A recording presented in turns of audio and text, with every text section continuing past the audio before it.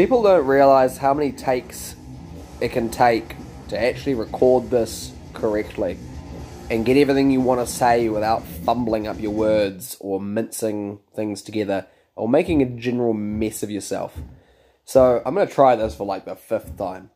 Right, we have a FE3 from a Kia Sportage. This is a common motor swap that is being performed on B2200s, B2000s and Ford Couriers. This motor was essentially designed from a B2200 casing, so everything below your cylinder head is essentially in the same place. All the bolt holes line up, the flex plate for your gearbox lines up. So I'll run you through what is the same and what is different between this and the B2200 motor that I just ripped out of mine.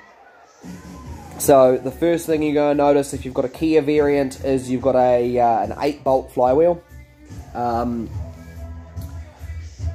Here I got an automatic, so I've got a flex plate and I've got my beautiful little bolts. After looking up the parts catalogue, it turns out that the bolts are the same between manual and automatic. However, when measured against my flywheel, they won't thread in as far. I believe it was 2mm less they're going to thread into my crank. So I wanted to be sure that when it comes to the factory, they're using the same bolts, or whether I should order longer bolts. If the factory is using them, good enough for me, saves me $20 odd ordering them in, and then probably another $20 in shipping, getting them into the country. So not necessary to buy new bolts when replacing your flex plate with a flywheel. When it comes to your flywheel, you need to use the Kia one. Because of that 8-bolt pattern, there's not much else that I found that fits it that also has the trigger wheel. But I did find out by doing some measurements that the Kia Sportage manual, clutch rebuild kits you buy, which comes with a flywheel, pressure plates, friction discs, your pilot bearings, etc. It actually is the same. So this is a friction disc for a Kia Sportage, nothing terribly fancy, just basic one. And here is a B2000 gearbox that I have spare. And look at that, it fits on the splines perfectly. So you don't need to zombie anything up to make this work. The factory kit works fine. And since I got my pressure plate as a kit, that means it fits the flywheel. Now, some people will tell you that the pressure plates are the same between the Kia and your original B2200 or B2000. It's not. The PCD is slightly different, so you will end up having to slot these holes, and I don't particularly want to do that with a spinning mass. It's just going to make things not fun, and if I get that imbalanced, I'm just going to have to pull the whole thing apart again and make a nightmare out of it. So after spending a few weeks doing some measurements and looking around, asking people, I found out that they are in fact the same. I did this by pretty much looking up every kit I could find, and I started seeing that some of them shared part numbers of what was inside the kit, mainly the friction disc. So I figured if the friction disc is the same, that means that the splines should be the same, and by going through suppliers I found out that yes, they are the same. They're actually the same part number in a lot of the kits. So that saves you some hassle when it comes to building your clutch. It's all pretty straightforward. Over here I have my B2200 gearbox, and this one's a fair bit cleaner and a bit more accessible than the other one. And you can see these two holes at the bottom here. 1, 2. That's for your clutch slave cylinder. The Kia one is not the same. You're going to have to make an adapter plate for it if you want to use your Kia slave cylinder. Otherwise, you're still using your original Mazda one. So that's not too bad. Your fork release bearing and all the rest, that's also the same, so no need to change any of that. The starters, I believe, are the same, but I haven't checked it yet, so don't quote me on that. I do have both starter motors, so I will measure them up and check them later on another video. Alright, so we now know that your gearbox and clutch can be done. It's fairly easy. Now we need to know how easy is this motor to actually put in the chassis. So the old internet says that they should have the same bolt pattern for the mounts here. Now it's probably hard to see, sorry, but they are not the same mount on the engine on your Kia. So you will need to have your mounts from your old engine. So I've got them here. Yeah, they're a bit shagged. Owned the car 2 years and never ever failed a warrant of fitness check on these. But they've had a hard life. So the brackets, excuse me, are different. The bolt hole pattern is the same. So that'll go in there. I thought I may need the gearbox supports.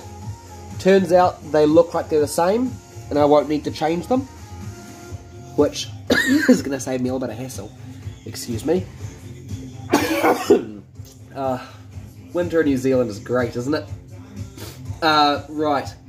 So engine mounts, that's covered, and the actual mount itself you can reuse.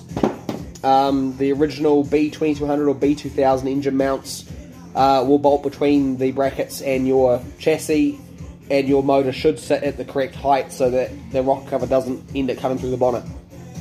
Even though this motor is a little bit taller, but since you don't have the carb and the big air filter, and this is actually lower profile, it ends up about the same height, and you should be clearing your bonnet fine unless you've done something silly to your cab.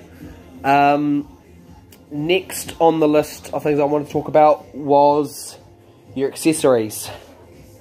So the alternator on your Kia Sportage is a 70 amp and it's a V-rib belt, and it's on the opposite side. When you're looking at your original one, it's a V-belt.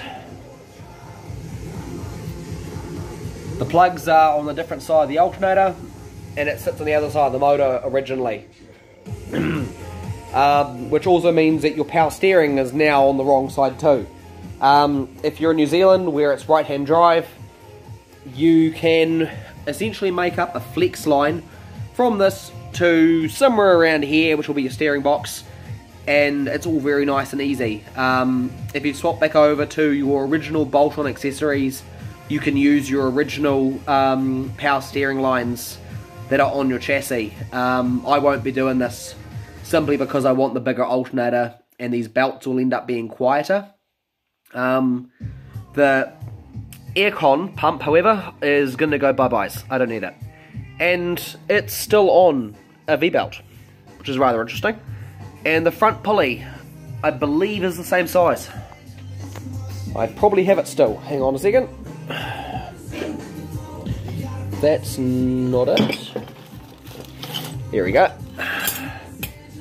So here's the pulley from my old engine.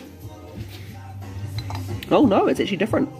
Okay, so if you do want to overdrive it, you can pinch the pulley out of this. Nice. I'll check into that later.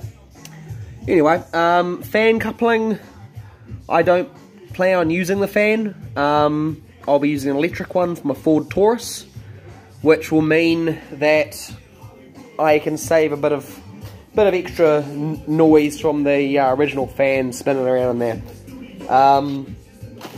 The next thing was coolant.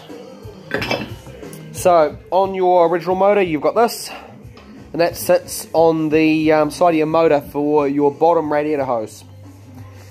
On your Kia you've got the same casting, but it points straight down.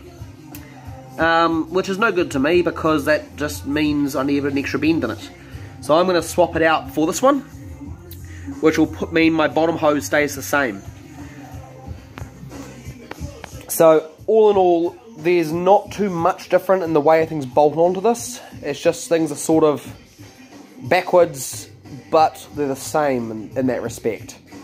I hope this helps someone, because I've been looking at this information quite a while before I bought a motor and got rid of my old one. And I've sort of come to the point where my other motor was too leaky to fix. I couldn't be bothered with it. It was probably going to cost me as much to fix it as it was just to bolt this thing and send it through compliance. So I ripped it out, ripped out all my accessories. Absolutely everything. Every accessory I thought I needed, I kept. So I've got the lot here. And it looks like I'm not actually going to need a lot of these, because the bolt-on accessories are still bolted onto my original motor. I'm going to be using my original exhaust as well. Since I managed to keep the top half of the pipe, I figure I'll just run this to the first join on the header and just weld it up and see how I go from there. No point changing too much without actually driving it. So I'll just make it work for now with what I've got. But as I said, hope this helps someone. If you've got any questions, shove them in the comments. And if you've got any corrections for me, feel free to share them. Or if there's anything I've missed, please feel free to share them. Thank you for watching. Have a good day.